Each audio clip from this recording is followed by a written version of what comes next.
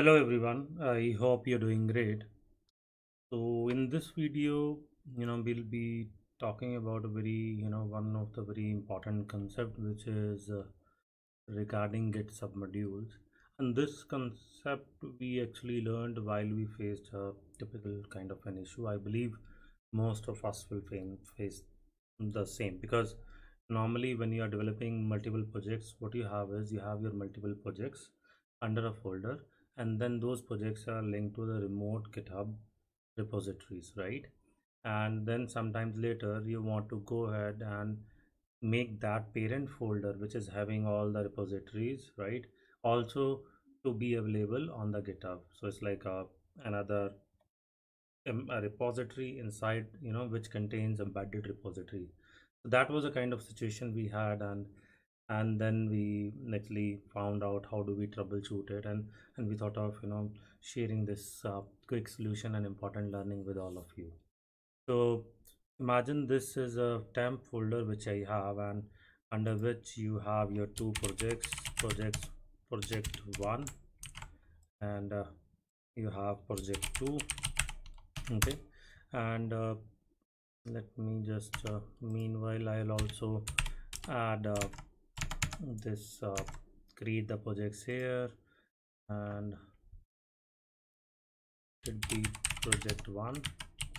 Okay, and this is, imagine this to be your UI5 project, right? Nothing less than that.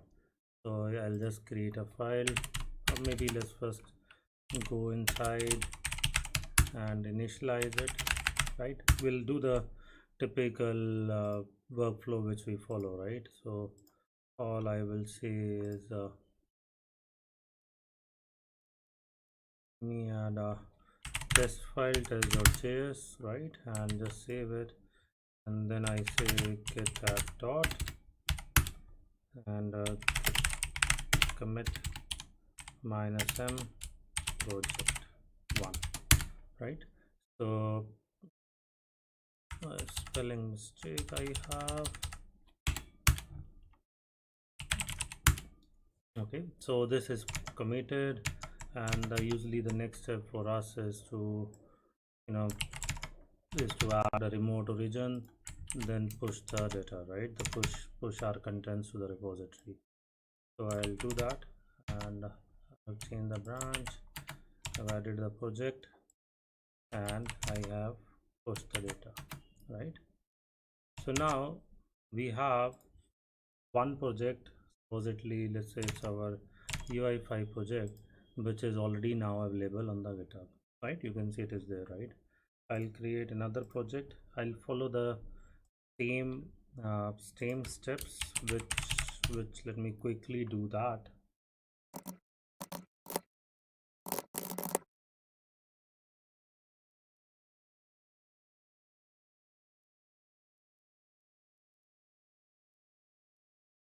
Okay, so we have project 1 and project 2, which are now available uh, and on the GitHub, and they are pushed to the remote repository, project 1, project 2, right? And now since I want to have my parent folder also initialized, so what I will do is I'll do git init, right, git add, and then I'll do git commit to main, right? We'll keep a repository also, we'll create one, and maybe let me make it smaller so that you're able to see everything, right?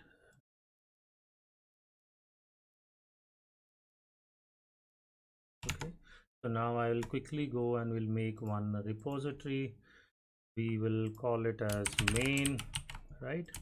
And then we'll try to push our parent repository also to the main one, right, to the remote repo.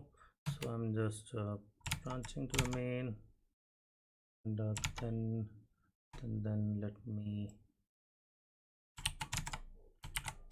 add the path, and then we push it.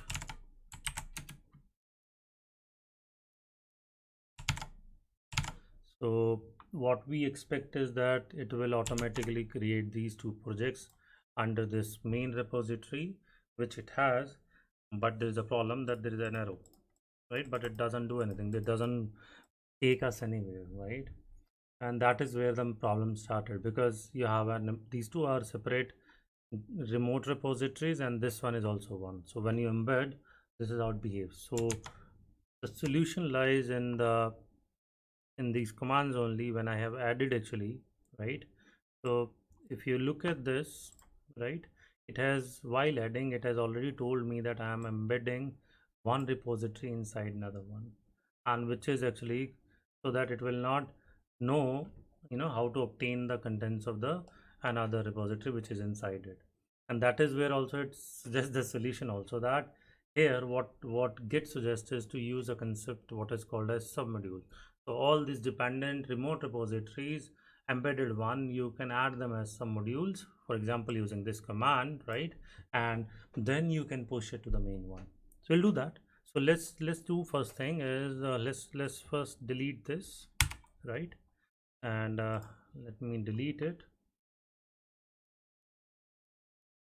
So now we will try to use our some module concept. So I'll say create some, first we'll initialize it again, right? And then we'll add these dependencies as some modules. So we'll go to the path.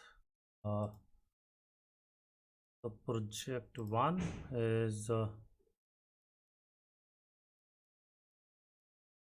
project two. Let's first add project two as a submodule, right?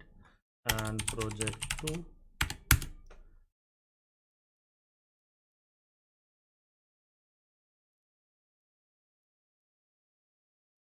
So this is because it is already there, so it has added, but it has also created a new file .git modules. And if you look at that, it contains the details of what is the dependency, where is the remote repo, right? And then what I will do is I'll add for our project one also.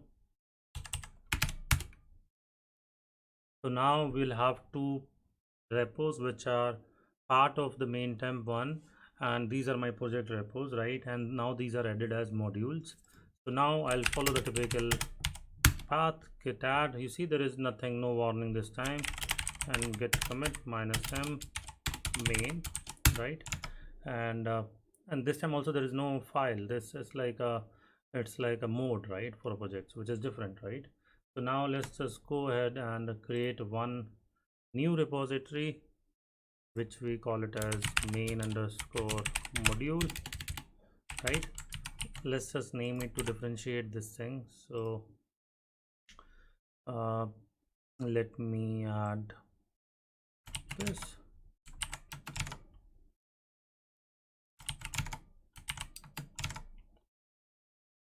and we'll push this now. So now you will see the difference when it will come here. And meanwhile, in parallel, I refresh this, and here is my main, the earlier one. So in the earlier one we had like this, there is nothing, no information available. But now you see, this is the difference. You have project one at the rate, right? And there is the commit, and then you have the details. And if you go back, it also has project two, and it also has the git module file, so that you are aware about what all dependencies of modules this main project contains, right? Now it is a very interesting thing, right? For example, now in case you want to check the statuses of the files or everything of each project, normally what you have to do is you'll have to go inside each folder and then check it. But in this case, what we can do is cut module, right? And then we can run git status. So what it will do, not this, missed one thing. For each submodule, good submodule, for each check git status. So it will run this command for each submodule. First this will go to this git module file, fetch all the modules, and it will go, for example, it found two, project one is up to date, project two is up to date, right? So this is a very time saving one. And even you can run git pull also. You can run all many of the commands which you would have run at individual level. So now it is making a pull also, if that is possible. So this is something very nice and good, right? Let me show you one more thing, which is let's say that you need to copy this, right? You need to clone this. How do you do that normally? You copy it, right? And then you go to git clone and you say this, right?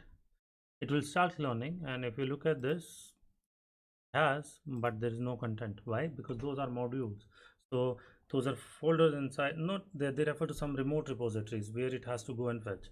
So how do we do that? So for that, what we have to do is, let me add one more. Okay, so I say, so for that, what we need to do is, we'll need to add a flag recursive, this one, and it shall clone everything now inside it. Is coming.